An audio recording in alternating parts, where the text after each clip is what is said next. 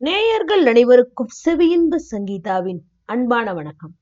சிவகாமி சபதத்தின் பாகம் 3 20ஆம் அத்தியாயம் காபாலிகர் குகை.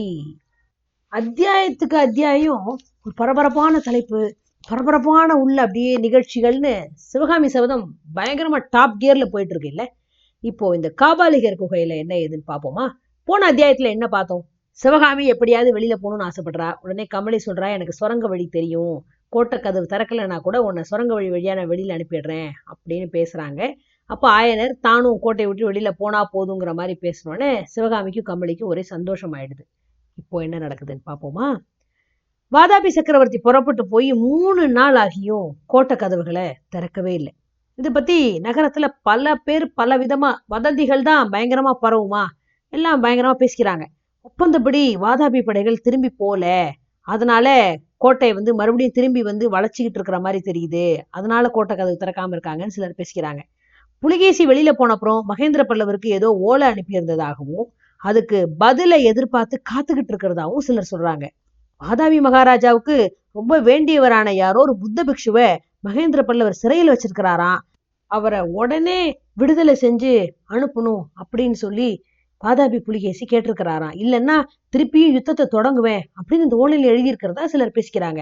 ஆயனரையும் சிவகாமியையும் என்னோட அனுப்பி வைக்கணும், இல்லைன்னா யுத்தத்துக்கு ஆயத்தமாகணும்னு எழுதியிருக்கிறதாகவும் இன்னொரு வதந்தி உலாவுது. மகேந்திர பல்லவரோட ஆட்சி காலத்துல காஞ்சி நகரத்து மக்கள் முதலா இப்பதான் அவரோட காரியத்தை பத்தி குறை சொல்ல ஆரம்பிச்சுட்டாங்க. இது வரைக்கும் மகேந்திர பல்லவர் எதை செஞ்சாலும் அது நியாயம் தர்மம்னு நினைச்சுக்கிட்டு இருந்த ஜனங்க முதல்ல அவரோட ஒரு காரியத்தையே குத்தம் அப்படின்னு சொல்றாங்க. அப்படின்னா எது தெரியுமா? புலிகேசிய காஞ்சிக்குள்ள வரவிட்டதே தப்பு அப்படின்னு சிலர். அப்படியே நகருக்குள்ள விட்டாலும் அவனுக்கு என்ன இவ்வளோ உபச்சாரம், ஒரு சத்ரு அரசன் கிட்ட இவ்வளோ தாழ்ந்து போலாமான்னு சிலர். அந்த மூர்கனுக்கு முன்னாடி நம்ம கலை செல்வி சிவகாமிய ஆட சொல்லி இருக்க வேண்டியில்ல, சிவகாமியோட நடனத்தை பார்த்துட்டு தான் புலிகேசி அப்படியே தேன் குடிச்ச நரி மாதிரி ஆயிட்டான்னு வேறு சிலர் அபிப்பிராயப்படுறாங்க. இப்படி பல பேரு மகேந்திர சக்கரவர்த்திக்கும் புலிகேசிக்குமான அந்த வரவேற்பு, அந்த உறவை பத்தி தான் கொஞ்சம் எல்லாருமே குறை சொல்ற மாதிரி ஆயிப்போச்சு. அந்த மாதிரியான பேச்செல்லாம் கமலி மூலமா கொஞ்சம் கொஞ்சமா வடிகட்டி ஆயனர் காதலையும் விழுது. அதுல எல்லாம் ஒரே ஒரு விஷயம்தான் ஆயனர் மனசுல ஆழமா பதியுது.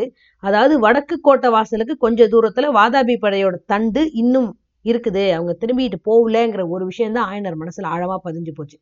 வாதாபி மன்னர் புறப்படுறதுக்குள்ள இந்த கோட்டையை விட்டு நம்ம வெளியேறிட்டா எவ்வளவு நல்லா இருக்கும், அவர் எப்படியும் பார்த்து அஜந்தா வர்ண ரகசியத்தை பத்தி கேட்டு தெரிஞ்சுக்குவேனே அப்படின்னு ஆயனர் அடிக்கடி சொல்லிக்க ஆரம்பிச்சிட்டாரு.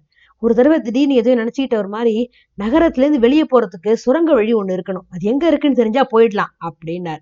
இதை கேட்ட சிவகாமி கண்ணுல அப்படியே மின் வெட்டி அவளுக்கு பழி இருங்குது. நிஜம்தானாப்பா? சுரங்க வழி தெரிஞ்சா நம்ம வெளியில போயிடலாமா? போயிடலாம். நான் கூட இந்த சுரங்க வழியில கொஞ்ச நாள் வேலை செஞ்சிருக்கேன், ஆனா அதுக்கு வாசல் எங்கன்னு மட்டும் தெரியாது, அதை எப்படி கண்டுபிடிக்கிறது அப்படின்னு ஆயனர் ஒரு ஏமாற்றமான குரல்ல சொல்றாரு. அப்பா, நம்ம கமலி அக்காவுக்கு அந்த சுரங்க வழி தெரியுமா அப்படின்னு சிவகாமி மெதுவான குரல்ல சொன்னோன்னே ஆயனர் பரபரப்பாயிட்டார்.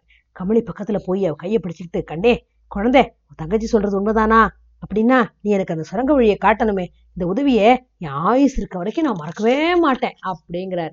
ஆட்டும் சித்தப்பா, ஆனா சமயம் பார்த்துதான் உங்களை சுரங்க வழிக்கு அழைச்சிட்டு போகணும், அங்க பலமான காவல் இருக்கு அப்படிங்கிறா கமலி. 3 நாளா அசோபாலர் அநேகமா யோக மண்டபத்திலேயே காலம் கழிச்சிட்டு இருக்கிறார். மண்டபத்திலேருந்து அடிக்கடி மணி சப்தமும் கலகல துணியும் பேச்சு குரலும் கேட்டுக்கிட்டே இருக்கு.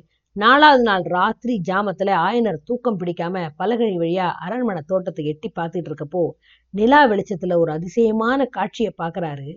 தோட்டத்தோட வழியா நல்ல ஆஜானுபாகுவா நல்லா உடம்பு தேகம் உடைய ஒருத்தரை 2 புறத்துலயும் 2 பேர் கையை பிடிச்சு நடத்தி கூட்டிட்டு வராங்க. நடுவுல இருந்தவரோட கண்ணெல்லாம் துணியால கட்டப்பட்டிருக்கிறதா தெரியுது. இன்னும் கொஞ்சம் உத்து பார்த்தப்போ நடுவுல நடந்துகிட்டு இருக்கிற அந்த ஆஜானுபாகுவான உருவம் ஒரு புத்த பிக்ஷுவோட வடிவம் மாதிரி தெரியுது. அந்த உருவம் ஆயனருக்கு நாகநந்தியை ஞாபகப்படுத்துது. ஒருவேளை நாகநந்தி தானோ? ஊர் வதந்திபடி இந்த பிக்ஷுக்காக தான் புலிகேசி இத்தனை நாள் காத்துக்கிட்டு இருந்தாரோ? நாகநந்தி அதுக்காக தான் சுரங்க வழியா அனுப்புறாங்களோ? அப்படின்னா நாகநந்தி போய் சேர்ந்தோடனே புலிகேசி புறப்பட்டு போயிடுவாரே. ஆகா, இப்பேற்பட்ட அருமையான சந்தர்ப்பம் கை நழுவி போயிட்டு இருக்கே. என்ன அருமையான சந்தர்ப்பம்? அஜந்தாவர்ண ரகசியத்தை தெரிஞ்சுக்கிற சந்தர்ப்பம் தான் ஆயனருக்கு. ஐயோ, நாகநந்திக்கும் புலிகேசிக்கும் உள்ள உருவ ஒற்றுமை ஆயனரோட மனசுலயும் அப்போ தோணுது. நாகநந்தி அடிகள் உண்மையிலே யாரா இருக்கலாம்? இந்த மாதிரி பலவிதமான எண்ணங்கள் அப்படியே அவர் மனசுல அலை புரண்டு ஓடுது. ஆயனர் அன்னைக்கு ராத்திரி தூங்கவே இல்லை. பொழுது புலர்ற சமயத்துல யோக மண்டபத்துல இருந்து வீட்டுக்கு வந்த அசோபாலர் ஆயனரை பார்த்து, என்ன சிற்பியாரே, ராத்திரியெல்லாம் தூங்கல போல் இருக்கே அப்படிங்கிறார். ஆமா ஐயா, தோட்டத்துல உங்களோட யோக மண்டபத்துலயும் ராத்திரியெல்லாம் ஒரே கலகலப்பா இருந்ததே, என்ன விசேஷம் அப்படின்னு ஆயனர் கேட்கிறாரு. கலகலப்பாவது ஒன்னாவது, ஒருவேளை நீங்க கனவு கண்டிருப்பீங்க அப்படின்னு சொல்லிட்டு, நண்பரே, ஆனா ஒரு உண்மை, நேற்று ராத்திரி யோக சாதனத்துல நான் ஒரு அபூர்வமான அனுபவத்தை அடைஞ்சேன். அதை உடனே போய் சக்கரவர்த்திகிட்ட சொல்லிட்டு வரணும் அப்படின்னு சொல்லிட்டு வெளியில போறார். அவர் போய் சில நிமிஷத்துக்கெல்லாம் கமலி வந்து ஆயனர் சிவகாமி 2 பேரையும் அவசரப்படுத்துறா. உடனே 3 பேரும் கிளம்பி அரண்மனை தோட்டத்துல இருந்த மண்டபத்துக்குள்ள போறாங்க. மண்டபத்து நடுவுல இருந்த சிவலிங்கத்தை கமலி லாவகமா அந்த பக்கம் நகர்த்திட்டா. லிங்கம் இருந்த இடத்துல சுரங்க வழியோட படிக்கட்டு தெரியுது. கமலி ஆயத்தமா வச்சிருக்கிற தீபத்தை எடுத்து ஆயனர்கிட்ட கொடுத்து, சித்தப்பா சீக்கிரம் சீக்கிரம் அப்படிங்கிறா. ஆயனர் தீபத்தை வாங்கிக்கிட்டு சுரங்க வழி படிக்கட்டு வழியா இறங்கிட்டார். சிவகாமி கமலி அப்படியே ஆர்வமா கட்டி பிடிச்சுக்கிறா. 2 பேரோட கண்களையும் கண்ணீர் ததும்புது. அக்கா, போயிட்டு வரேன் அப்படின்னு ஒரு தழுதழுத்த குரல்ல சொல்றா சிவகாமி. தங்கச்சி போய் வா, மறுபடியும் காஞ்சிக்கு திரும்பி வரும்போது பல்லவகுமாரரோட பட்ட மகிழ்ச்சியா தான் திரும்பி வரணும் அப்படின்னு கமலி ஆசி கூடுறா. அக்கா, நான் திரும்பி வர வரைக்கும் எனக்காக சின்ன கண்ணனுக்கு தினம் 1000 முத்தம் கொடு அப்படிங்கிறா சிவகாமி. அவன் மூச்சு முட்டி சாக வேண்டியதுதான் அப்படின்னு கமலி சிரிச்சுக்கிட்டே சொல்றா. சிவகாமி சுரங்கப்படியில இறங்கினப்போ அவரோட உள்ள அப்படியே பதக்குது. மார்பு படபடன்னு அடிச்சுக்குது. ஒளி நிறைஞ்ச ஒரு குதூகலமான உலகத்திலேருந்து இருளும் அப்படியே ஒரு ஐயமும் ஒரு பயங்கரமும் நிறைஞ்ச ஒரு பாதாள உலகத்துக்கு போற மாதிரி உணர்ச்சி வருது. அந்த உணர்ச்சியை மனோதிடத்தினால போக்கிக்கிட்டு ஆயனர் பின்னாடி நடக்கிறா. இருளடர்ந்த அந்த சுரங்க பாதையில ஆயனரும் சிவகாமியும் ஏறக்குறைய ஒரு முகூர்த்த நேரம் நடந்து போயிட்டாங்க. 1.5 மணி நேரம் கிட்ட. இவ்வளோ நேரமும் அவங்களுக்குள்ள அதிகமான பேச்சு ஒன்றும் நடக்கல. அடிக்கடி ஆயனர் நின்று சிவகாமியோட கையை பிடிச்சு இனி ரொம்ப தூரம் இருக்காதுமா, சீக்கிரம் வழி முடிஞ்சிரும்னு தைரியப்படுத்திக்கிட்டே போறாரு. ஒரு முகூர்த்த நேரத்துக்கு அப்புறம் திடீர்னு வெப்பம் மாறி ஒரு ஜில்லு புண்டுச்சு வருது. அம்மா சிவகாமி, கோட்டைக்கு வெளியில வந்துட்டோம், அகழிய கடக்கிறோம் அப்படிங்கிறாரு. ஒரு கணம் அங்க நின்று, குழந்தை, இங்கதான் நான் வேலை செஞ்சதாக ஞாபகம் இருக்கு. அகழி தண்ணீர் உள்ள வராம ரொம்ப சாதுரியமா இங்க வேலை செய்ய வேண்டியிருந்தது. அதோட மட்டும் இல்ல, ஏதாவது ஆபத்து காலங்கள்ல இந்த சுரங்க வழியை மூடிடவும் இங்கதான் உபாயம் இருக்கு. அதோ பாத்தியா, அந்த அடையாளமிட்ட இடத்துல ஒரு கல்லை லேசா பேர்த்தா அகழி ஜலம் கடகடன்னு உள்ள பூந்துரும். அப்புறம் வெளியில இருந்து உள்ள போக முடியாது, உள்ள இருந்து வெளியில போக முடியாது அப்படிங்கிறாரு. நல்ல வேலை, அப்படி ஏதாவது ஏற்படுறதுக்கு முன்னாடி நம்ம வெளியில போயிடுவோம் இல்லப்பா அப்படிங்கிறா. அதுக்கப்புறம் இன்னும் ஒரு முகூர்த்த நேரம் நடந்த அப்புறம் மேல இருந்து வெளிச்சம் வர்றத பாக்குறாங்க. சுரங்க வழி முடிஞ்சிருச்சு அப்படிங்கிறார் ஆயனர். 2 பேரும் படிகள் வழியா மேல ஒளி வந்த இடத்தை நோக்கி நடந்து போறாங்க. அவங்க ஏறி வந்து நின்ன இடம் சின்ன மலைப்பாறையில குடைஞ்சு அமைக்கப்பட்ட சமணர்களோட குகை கோயில். ஜைன தீர்த்தங்கரர்கள் பெரிய பிரதிமைகள் 3 அங்க இருக்கு. ஆனா என்ன பயங்கரம், காபாலிகர்கள் அந்த சமண குகையை ஆக்கிரமிச்சிட்டதாகவே தெரியுதே. அடடா, எங்க பார்த்தாலும் மண்டை ஓடு சிதறி கிடக்குது. போதும் போதாதுக்கு அந்த 3லயுமே சிலைகளுக்கு அப்பால 4வது சிலையா கண்ணை மூடிக்கிட்டு ஒரு காபாலிகனே உட்கார்ந்துருக்கான். உடம்பெல்லாம் சாம்பலை பூசிக்கிட்டு மண்டை ஓட்டு மாலை அணிஞ்சிருந்த அவனோட தோற்றம் பார்க்கறதுக்கு ரொம்ப கோரமா இருந்தது. ஆனா நல்ல வேளையா அவன் கண்களை இறுக மூடிட்டு யோக நிஷ்டையில உட்கார்ந்துருந்தான். ஆயனரும் சிவகாமியும் 2வது தடவை அவனை பார்க்காம பாறையோட படிகள் வழியா இறங்கி விரைஞ்சு நடந்து போறாங்க.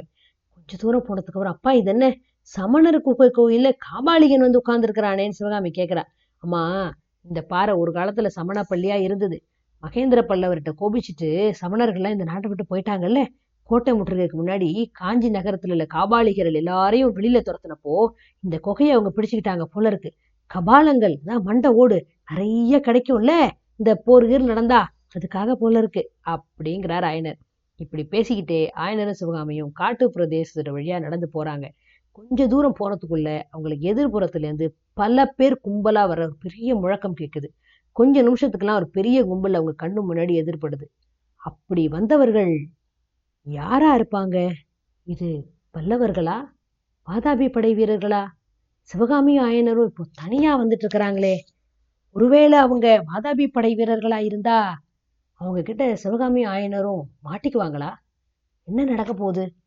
இதெல்லாம் தெரிஞ்சுக்கணும்னா அடுத்த அத்தியாயம் வரைக்கும் கொஞ்சம் காத்திருக்கணும். நன்றி.